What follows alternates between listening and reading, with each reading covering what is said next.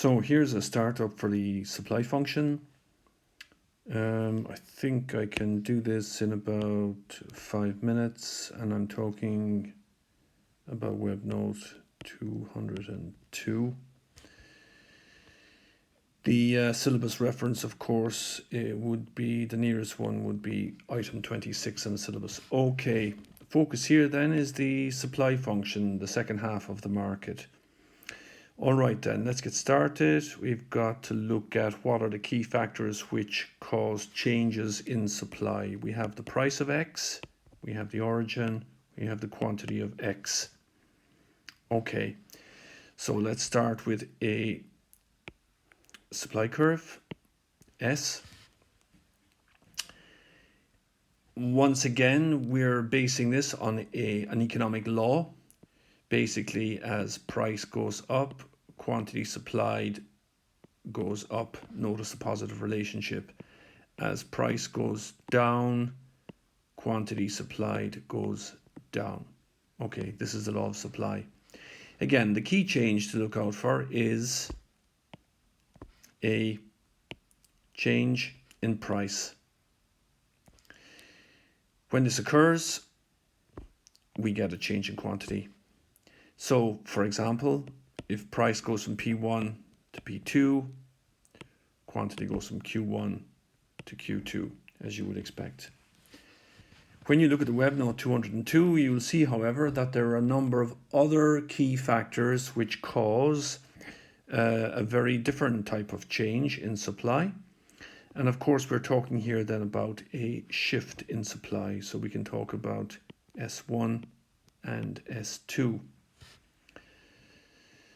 Okay, let's just focus on a starting point for this analysis up here at P2.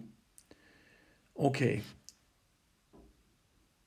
there are a number of factors which would cause the supply curve to shift from S1 to S2. These are the price of substitutes, the price of factors of production, government, technology, and weather. Okay, I'm just going to mention, for example, the influence here of government as an example. The other examples, I think, will follow logically once you apply the relevant change taking place, ceteris paribus, in the function. Okay, let's take a look at what effect government has on suppliers. If the government decides to give a subsidy,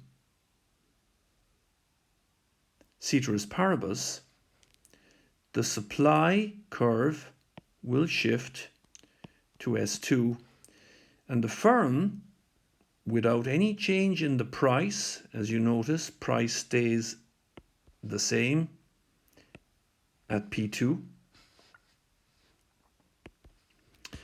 The quantity supplied by the firm, logically, because the firm now has more money to employ factors of production to produce a higher output. So our quantity changes from Q2 to Q3.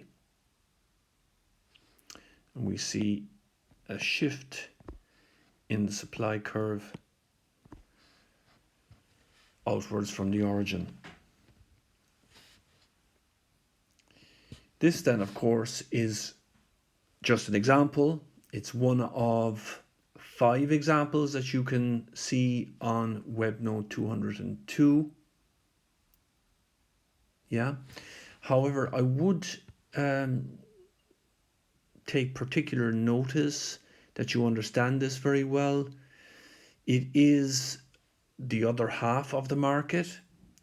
Again, the supply curve is critical in terms of resource allocation, which we see, as we've talked about recently, as changes along the x-axis.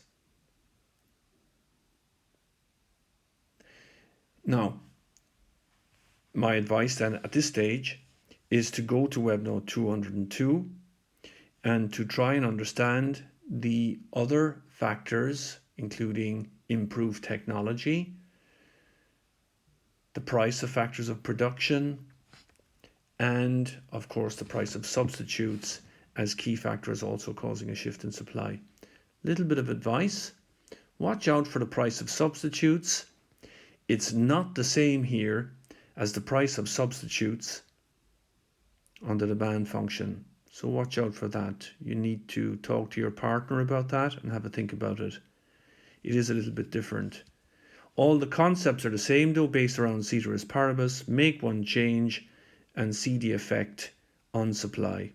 Price causes a movement, and the non-price determinants, as listed in syllabus item 26, cause a shift in supply. Okay, that probably gets us started with WebNode 202, and I'll follow this up with a worksheet. Okay, talk to you soon.